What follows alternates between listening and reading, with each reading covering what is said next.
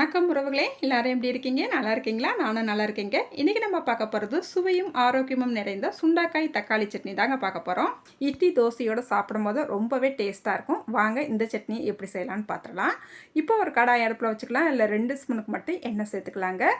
எண்ணெய் நல்லா சூடான பிறகு ஒரு கைப்பிடி அளவு சுண்டைக்காவை சேர்த்துக்கலாம். இதோட எண்ணிக்கை பார்த்தீங்கன்னா ஒரு 40 சுண்டைக்காய் இருக்குங்க. இப்போ அடுப்பை சிம்மில் வச்சுக்கிட்டேவும் இந்த சுண்டைக்காவை பொறுமையாக வதக்கிக்கலாம். சில குழந்தைகளுக்கு என்னதான் நம்ம சுண்டைக்காவில் புளிக்குழம்பு நல்லா ருசி மசியாக செஞ்சு கொடுத்தாலும் கூட அந்த சுண்டைக்காவை சாப்பிடவே மாட்டாங்க. அப்படியே தூக்கி வச்சுட்டு வெறும் குழம்பை மட்டும் சாதத்தில் பிசைஞ்சு சாப்பிட்ருவாங்க.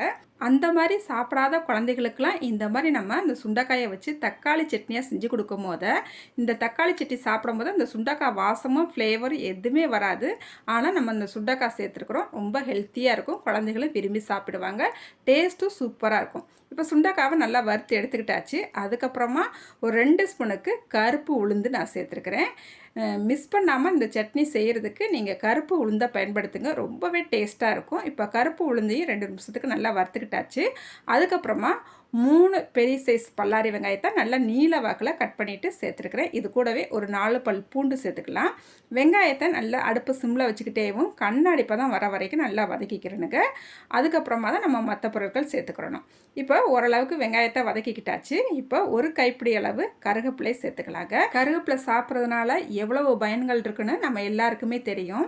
இந்த சட்னி முழுக்க முழுக்க ஒரு ஹெல்த்தியான சட்னி. நம்ம குழந்தைகள்லேருந்து பெரியவங்க வரைக்கும் எல்லாருமே சாப்பிட்லாம். ஏன் இந்த சட்னியை வச்சு தோசை இட்லி மட்டும் இல்லைங்க, சாதத்தோடையும் சாப்பிட்லாம். டேஸ்ட்டு பார்த்தீங்கன்னா பிரமாதமாக இருக்குங்க. என்னடா இவங்க தக்காளி சட்னியை வச்சு சாதம் சாப்பிட்லாம் அப்படின்னு சொல்கிறாங்களேன்னு நினச்சிடாதீங்க. நீங்கள் ஒரு முறை இதே மாதிரி நீங்கள் தக்காளி சட்னி செஞ்சுட்டு சாதத்தோடு சாப்பிட்டு பாருங்கள். அப்புறம் நீங்கள் திரும்ப திரும்ப இந்த சாதத்தோடு சாப்பிடணுன்னு உங்களுக்கே தோணுங்க. இப்போ ஒரு சின்ன துண்டு மட்டும் புளி சேர்த்துக்கலாம். புளி சேர்த்துட்டு மறுபடியும் வெங்காயத்தை நல்லா வதக்கிக்கலாங்க. இப்போ வெங்காயத்தை நல்லா வதக்கிக்கிட்டாச்சு. அதுக்கப்புறமா இதில் 4 மீடியம் சைஸ் தக்காளி பழத்தை நல்லா நீல வாக்கில் கட் பண்ணிவிட்டு சேர்த்துருக்குறேன். தக்காளியை சேர்த்துட்டு நல்லா ஒரு தடவை கலந்து விட்டுக்கலாம். அதுக்கப்புறமா இந்த தக்காளி சட்னிக்கு தேவையான அளவு உப்பும் சேர்த்துக்கலாம். இப்போ உப்பு சேர்த்துட்டு மறுபடியும் ஒரு தடவை நல்லா கலந்து விட்டுக்கலாங்க. இந்த நேரத்துலேயும் நம்ம தக்காளி சட்னிக்கு உப்பு சேர்த்துட்டோம்னா தக்காளி நம்மளுக்கு சீக்கிரமாகவே வதங்கி வந்துடும். இப்போ மூடி வச்சிடலாம். ஒரு 4 நிமிஷத்துக்கு அப்புறமா நம்ம பார்க்கலாம். இப்போ பாருங்கள், இடையில நல்லா கலந்து விட்டுக்கிட்டே ஒரு 4 நிமிஷம் ஆயிடுச்சுது.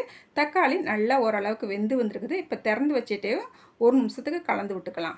இப்போ நம்மளுக்கு தக்காளி நல்லா வதங்கி வந்துருச்சு. அதுக்கப்புறமா இது கூடவே காரத்துக்கு ஒரு 5 வத்தல் சேர்த்துருக்குறேங்க. இந்த நேரத்தில் தான் நான் வத்தல் சேர்த்துருக்குறேன். எண்ணெயிலேயே நம்ம சேர்த்துருந்தோம்னா இந்த வத்தல் கருகிரும். அதனால தான் நான் லாஸ்ட்டாக இந்த நேரத்தில் தான் சேர்ப்பேன். சேர்த்துட்டு அதுக்கப்புறமா நம்ம வதக்கி வச்சுருந்தோம் இல்லையா சுண்டைக்காய், அதையும் சேர்த்துட்டு நல்லா கலந்து விட்டுட்டு அடுப்பு ஆஃப் பண்ணிட வேண்டியதான். இப்போ இது நல்லா ஆறட்டுங்க. இப்போ நம்ம ஆறுனா பிறகு ஒரு மிக்சி ஜாருக்கு மாற்றிக்கிட்டாச்சு. கொஞ்சமாக தண்ணி ஊற்றி இது நல்லா ஒரு கொரகொரப்பாக அடித்து எடுத்துக்கலாம். ரொம்ப கொரகொரப்பாக அடிச்சிடாதீங்க, ரொம்பவும் வலுவலுன்னு அடிக்க வேண்டாம். இந்தளவுக்கு அடித்து எடுத்துக்கலாம். இப்போ இதை ஒரு பவுலுக்கு மாற்றிக்கலாங்க. இப்போ இந்த தக்காளி சட்னிக்கு ஒரு தாளிப்பு கொடுத்துடலாம். பெரும்பாலும் நாங்கள் இந்த தக்காளி சட்னி இந்த மாதிரி பண்ணினோம்னா தாளிப்பு கொடுக்க மாட்டோம். சரி, இன்றைக்கி ஒரு தாளிப்பு கொடுத்துடலாம் அப்படின்னு சொல்லிட்டு இன்றைக்கி ஒரு தாளிப்பு கொடுத்துருக்குறோம். இந்த தக்காளி சட்னியை வச்சு நீங்கள் இட்லி தோசை சாதம்னு எல்லாத்தோடையும் ட்ரை பண்ணி பாருங்கள். ரொம்ப ரொம்ப டேஸ்ட்டாக இருக்கும். நீங்கள் ட்ரை பண்ணிவிட்டு எப்படி இருந்துச்சுன்னு மறக்காமல் கமெண்ட்டில் சொல்லுங்கள். இந்த வீடியோக்கு ஒரு லைக் பண்ணிவிடுங்க. அடுத்த ஒரு வீடியோவில் பார்க்கலாங்க. பாய்.